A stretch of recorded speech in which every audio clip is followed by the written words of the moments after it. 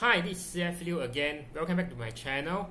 Now today I want to talk about this concept called sunk cost in investing. Now, if you know what this means, you have heard of this term before, click yes or click like or just type in yes. If you have not heard of what is this term sunk cost before, just type no in the comment section or just click like anyway.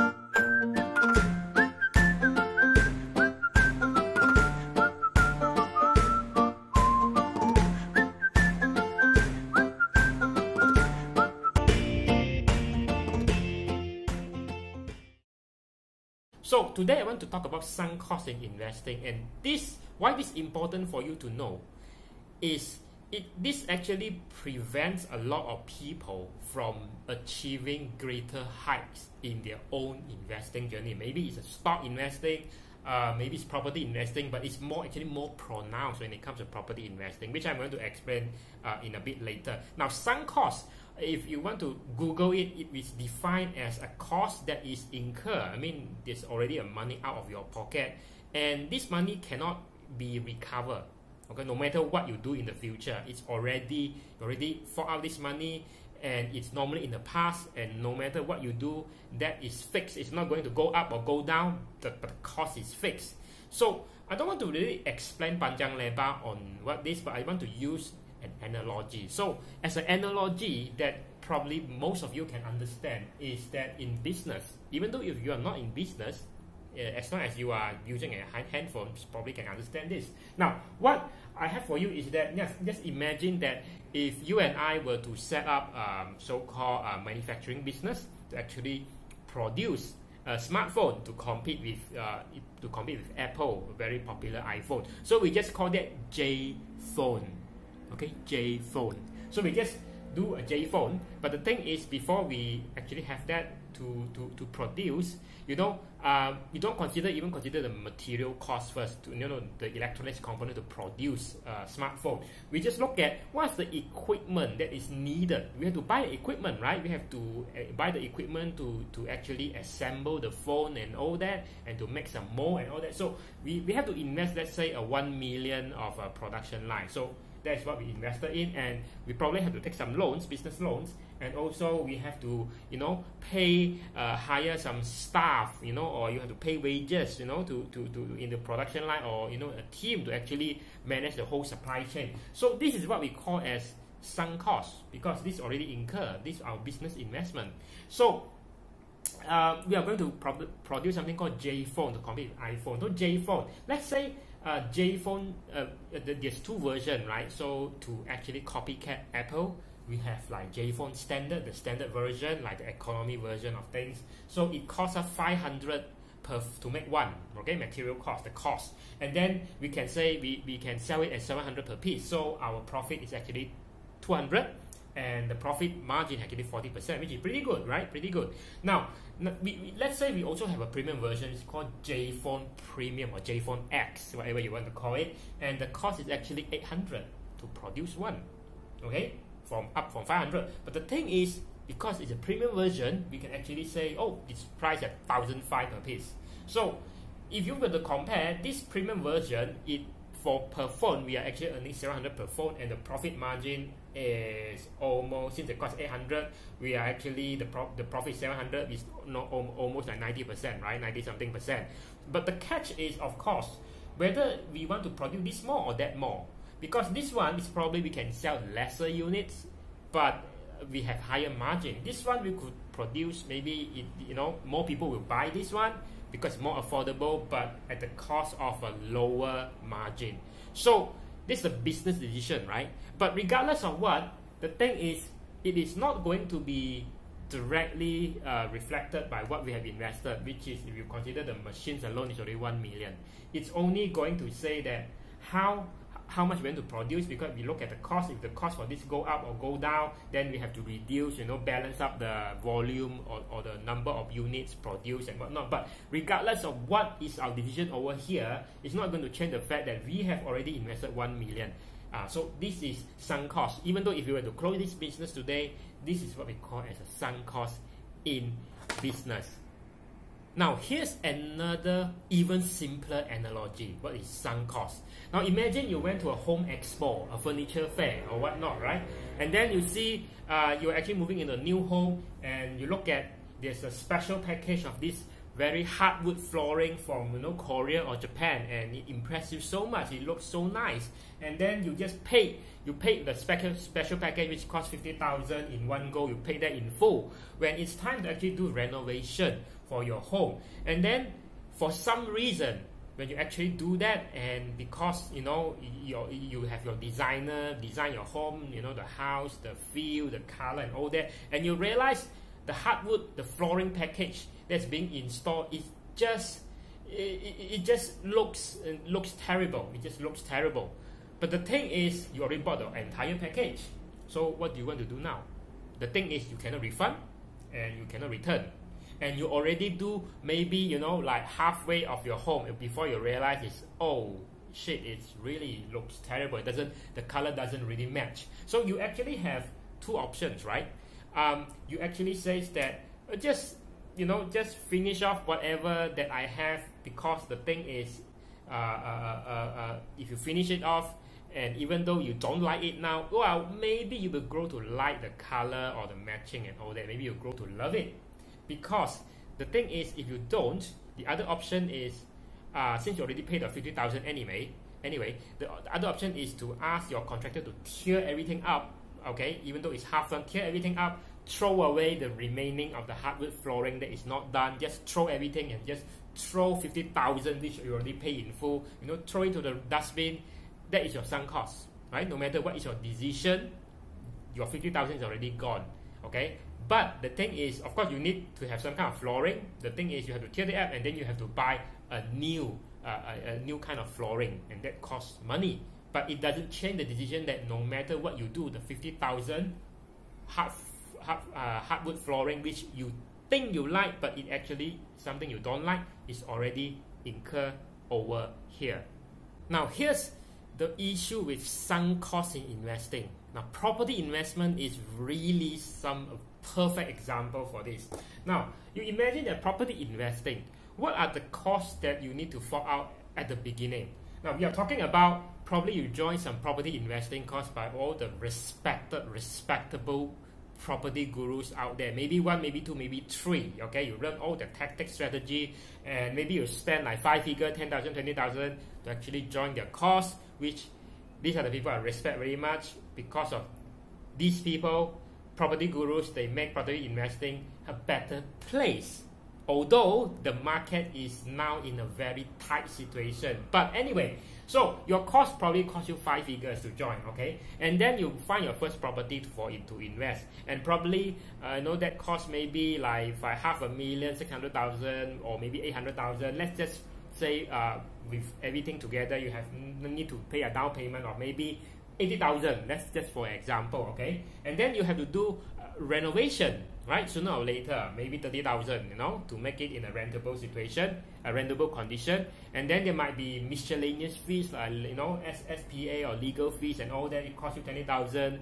And then with all this being already this all your sunk costs, right? So no matter how your property investment is going to turn out, whether it's profitable or not, these are all the costs that you cannot actually U-turn, you cannot refund, you cannot do anything. This is already paid when you want to start this journey. And this is what kills a lot of people, which makes many people stuck in a way that they see no way out.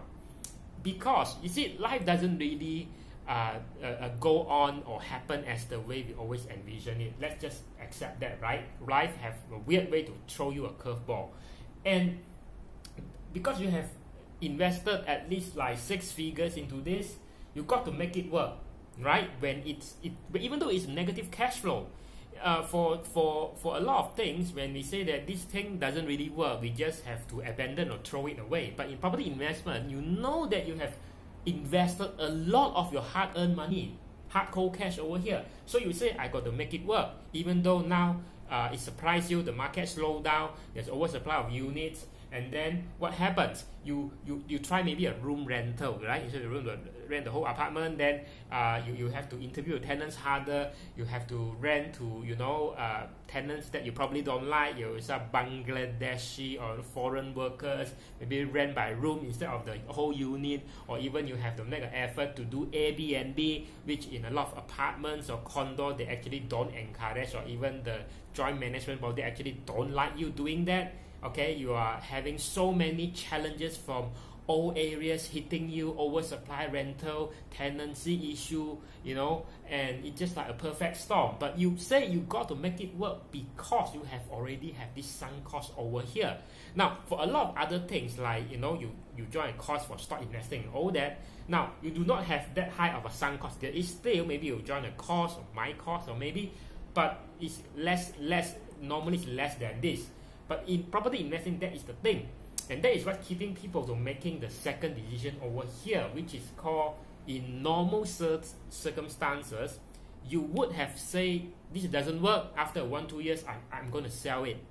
But the thing is that does not happen because people have emotional attachment to this. Their sunk cost is already here. So they cannot make this decision to call it quit and to say, good riddance, just get rid of that. They cannot, because there is this sunk cost that is always, haunting you. So this is what we call as sunk cost fallacy. Sunk cost fallacy. This is so-called a mental bias. Okay, because sunk cost fallacy, the misconception is that in truth, we should make our decision in the future based on the profitability of that business or investing decision, or even as simple as like the carpet, the hardwood flooring analogy. If you don't like it, you mean you just don't continue and just eat your sunk cost. But the thing is, it's not always like that, because this is what we call in ideal world rational thinking. You should ignore the sunk cost and just move on, right? And do what we think is right. In this case, in investing, if you don't think that's profitable, you should abandon that, sell it, call it quits, and start over, But the thing is, it doesn't always happen like that, like I say, because humans are not rational. All of us are emotional. It's funny because when I look at some, people that says that they say that you cannot mix emotion with investing. But they say, oh, I'm pretty good. I'm pretty like a stone like. I have very less emotion when making investing decision. Until you look at one of the property they are holding, and I say, that property is, if you are not holding that property for your kids or son, you don't have a sentimental value of it, for it. Why you are still not selling it when it's not making you any good money? And they just they cannot answer. No, that is the sunk cost at play. Emotions that are at play. Now it's actually easier said than done. Okay, so every one of us is vulnerable to that. And the thing is, here's the killer part. Okay, you cannot avoid this, but the fact is, sunk cost is the higher the sunk cost. I mean, the higher the stakes, then it's actually harder to abandon that investment. Like example, property investment is probably the investment with the highest sunk cost compared to any other form of investment, which means it is very hard to say to abandon and call it quits just like that, which means that many people are really stuck because of that.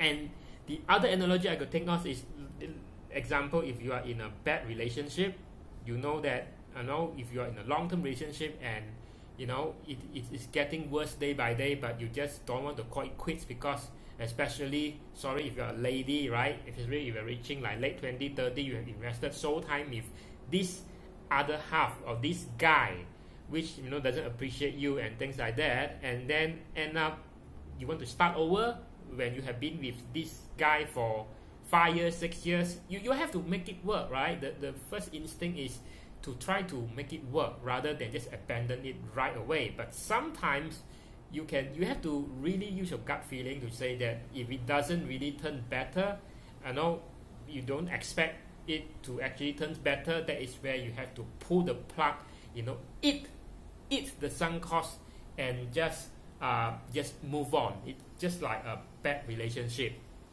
And the other thing about property investing, before I forget, is that when there's enough of sunk cost already in, you have forked out. The thing is, when you actually call it quits, you know that there is another cost that you have to contend with. You have to eat that, and that is called real property gain tax. And that makes it even harder for you to actually call it quits, because you say, I'm really not making money, and then my sunk cost already that much, and then I'm going to bleed some more money, which means that there's really no end to it. That's why this kind of thing, if you really get into the wrong footing, property investing can really make you miserable.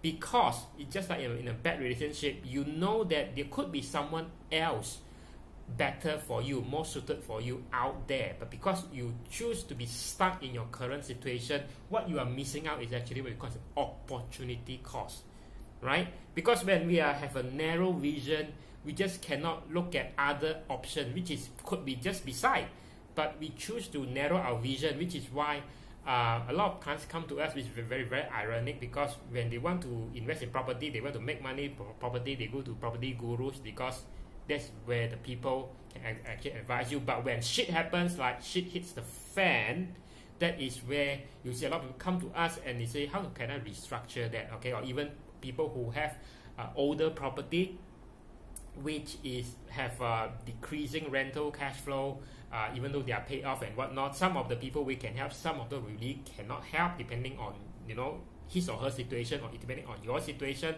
But that is where people who really are stuck in property investing, they come to us. They don't go to property gurus, because property guru cannot help you at that point of time. Only we can. How? Well, might want to actually drop a comment below and see, or contact us and what. But anyway, just bear in mind, because you are too obsessed or focused on sunk cost, that is what you are missing, opportunity cost.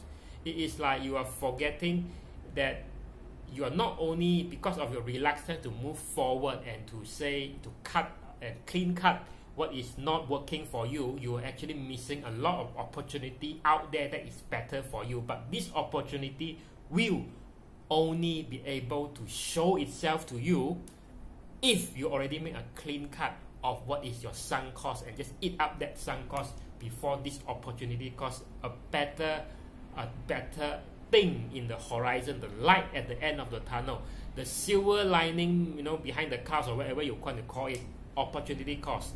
You don't cut your sunk cost, it's not going to show to you. So that being said, just love this lesson and whatnot, just click like, comments below, and hit on the notification bell, so when I publish insightful lessons like this, when I bring you to my whiteboard of truth and justice, you get notified. That's it. I'm Seth Liu from Seth Liu channel.